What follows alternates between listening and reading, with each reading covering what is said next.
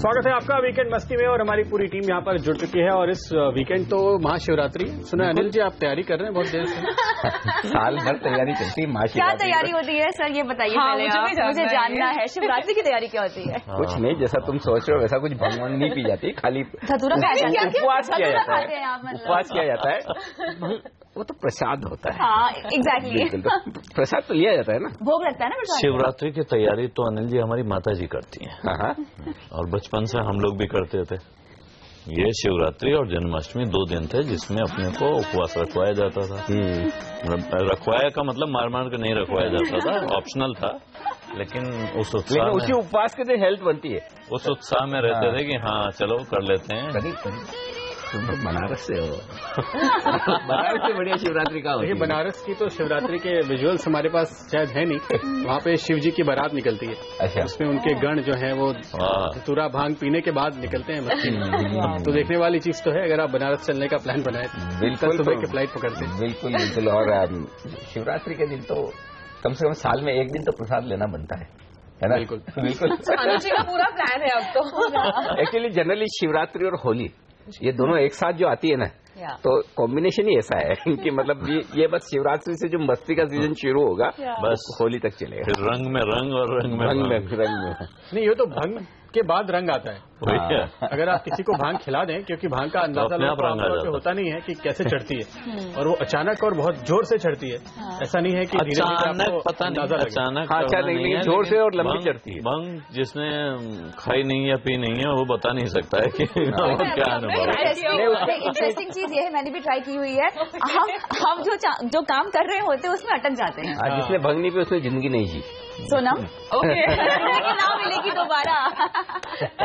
लेकिन ये बताइए आलोक जी, अब जो फाइनल फिगर्स निकल कर आ रहे हैं, तो अब शिवरात्रि कौन बनाएगा, शिवसेना या बीजेपी?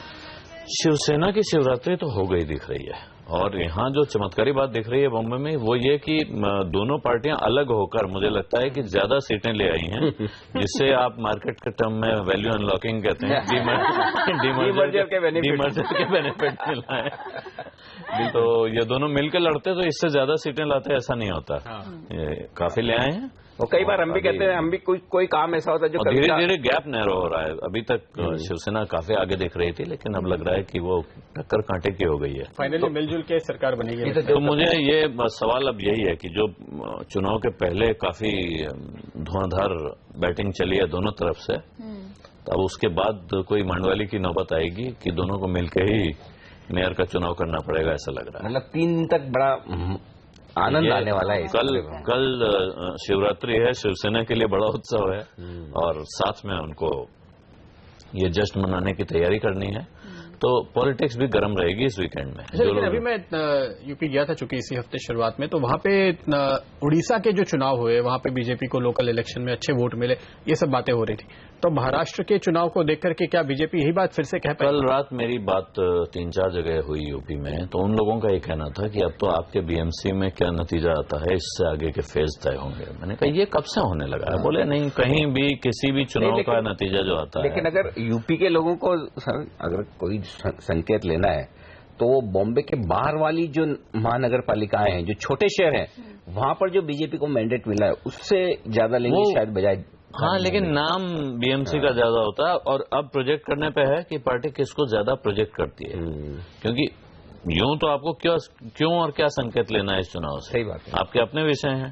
लेकिन फिर भी लोग अगर इसका नाम ले रहे हैं तो इसका मतलब है कि प्रचार की मशीनरी अब इस तरह चलने लगी है कि इसका इस्तेमाल कर रही है। बिल्कुल। लेकिन मेरे लिए तो वीकेंड क्रिकेट मैच का है सबसे बढ़िया, इससे बढ़िया कुछ हो नहीं सकता। और पहले ही दिन ऑस्ट्रेलिया घुटने टेक चुकी है। अच्छा एक चीज बताऊं मैं आपको, ये 7 करोड़ रुपए का अमाउंट कैसा है? अमाउंट तो तगड़ा है, लाइए। अगर 7 करोड़ रुपए का अमाउंट लगा हो दाव पे, तो फिर तो पिच वैसी बनेगी जो पुणे में बनी है पहले ही दिन। मतलब ऐसा समझ में नहीं आ रहा कि ये हो क्या रहा है, किधर बॉल पड़ रही, किधर उछल रही है और किधर कैच निकल रहे हैं। तो इंडिया को नंबर 1 बनाए रहना है तो ये टेस्ट मैच जीतना जरूरी है। आपको कहना फिक्सिंग हो गई है? नहीं, फिक्सिंग नहीं, पिच हमारे हिसाब से पिच अश्विन और जडेजा और जयंत यादव के लिए बनी है पूरी तरह से। और पहले दिन 205 पे 8 तो हो चुके हैं, अभी तक 8 विकेट तो निकल चुके हैं। तो अगर इंडिया ने फर्स्ट इनिंग में 350-400 मार लिए तो ये टेस्ट मैच और $1 मिलियन यानी कि लगभग 7 करोड़ रुपए इंडियन टीम को मिलेगी, क्योंकि इंडियन टीम नंबर 1 रहेगी और 1 अप्रैल तक नंबर 1 रहेगी। साथ में नंबर 1 का खिताब। हाँ, नंबर 1 का खिताब 7 करोड़, तो 7 करोड़ रुपए हो तो फिर ऐसी पिच बनानी चाहिए, बिल्कुल परफेक्ट है। हमारे बैट्समैन क्या करते हैं? नहीं, हमारे बैट्समैन अच्छा खेलेंगे, चिंता मत करो। स्पिनर तो जो हमारे पास अश्विन है, हमारे पास जडेजा है, जयंत यादव जैसे उनके पास नहीं है। शेन वॉर्न तो रहे नहीं है उनकी टीम में, तो फिर दिक्कत क्या है, तो संभाल लेंगे। बिल्कुल। चले लेंगे यहाँ पर एक छोटा सा ब्रेक, लेकिन अभी वीकेंड मस्ती में बहुत सारे ऑप्शंस और भी।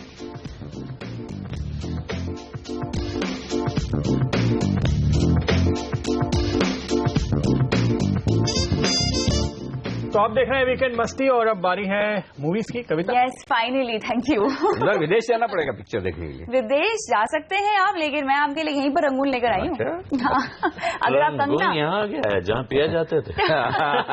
रंगून मैं भी नहीं, एक्चुअली विशाल भारद्वाज लेकर आए हैं और World War I के सेटअप में ये फिल्म को बनाया गया है, उसी पीरियड को यहाँ पर क्रिएट किया गया है।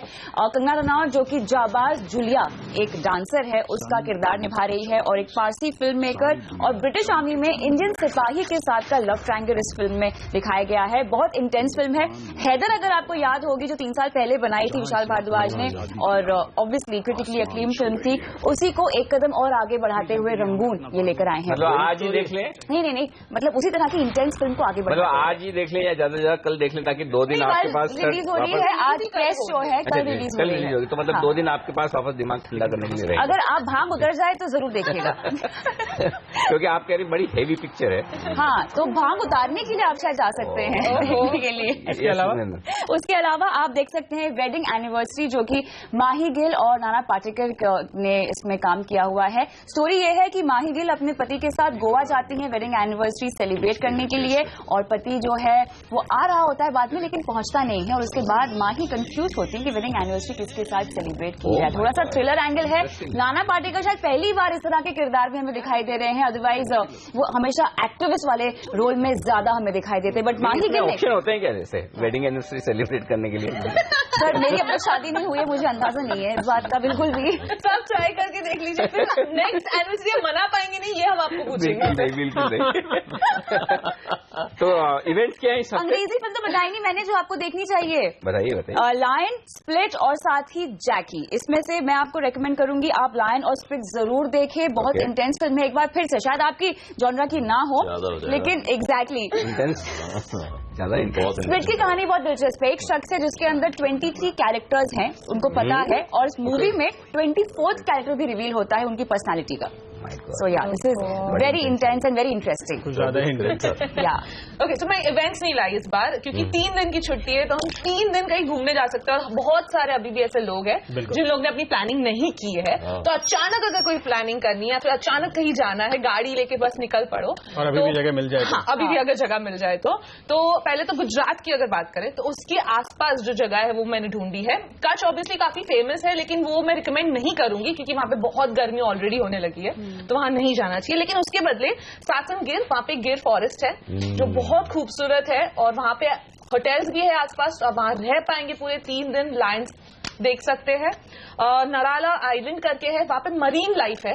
ये कहाँ है? ये भी गुजरात में ही है। तो गुजरात के आसपास ही ये सब जगह है। इसके अलावा मांडवी कच्छ के पास ही एक जगह है जहां पे ब्यूटीफुल बीचेस है, होटल है, पैलेस है, तो आप पूरा ये नजारा ले सकते हैं। पैलेस देखते हुए ये सोचे कि ये किस मूवी में देखा था? लेकिन अप्रोक्सीमेट खर्चा क्या होगा? नहीं, ये काफी सस्ते में आप इजीली पहुंच जाएंगे, क्योंकि आपको गाड़ी से जाना है, आपके यहाँ से रहने का वहाँ पे 6 घंटा दूर होगा ये सब जगह। दिल्ली के आसपास अगर आप कहीं जाना चाहते हैं तो निमराना करके एक जगह है, वहाँ पे एक फोर्ट है, उसको एक हेरिटेज होटल अब बना दिया है, और वो बहुत ही खूबसूरत होटल है। अभी भी वहाँ पे बुकिंग्स मिल रही है, मैंने चेक की थी, तो आप जाके अभी इमीडिएटली बुक कर सकते हैं और निकल सकते हैं।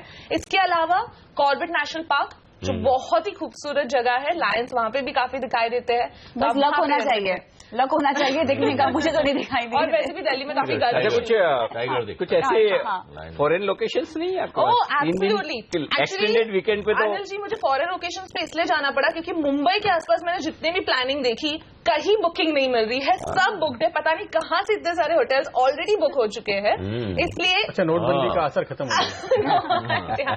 सबके सब बुकड है। महाबलेश्वर जाओ, लोनावला जाओ, पंचगिनी जाओ, कहीं पे भी। इसलिए अगर आप इमीडिएटली निकलना चाहते हैं जहां पर आपको सिर्फ फ्लाइट की टिकट लेनी है, कोई वीजा या कुछ नहीं लेना है, तो इमीडिएटली आप निकल सकते हैं। Dubai, yes, so Dubai, Singapore, Mauritius जा सकते हैं आप, Dubai, Macau, Thailand, Phuket, Krabi, तो खूबसूरत जगह आप जा सकते हैं इन सारी जगह। इसीलिए सोनोवास ट्रॉली लेके घूम। तो चलिए बहुत सारे ऑप्शन है घूमने के, लेकिन यही है कि बस पहले प्लानिंग कर ले तो ज्यादा अच्छा होता है, ये बात सही है। लेकिन स्पॉन्टेनियस प्लान भी अच्छे होते हैं, कभी ट्राई कीजिए सर। यस बिल्कुल, उठाओ अपनी बाइक या गाड़ी और निकल पड़ा। बिल्कुल, ये एक अच्छा आइडिया है।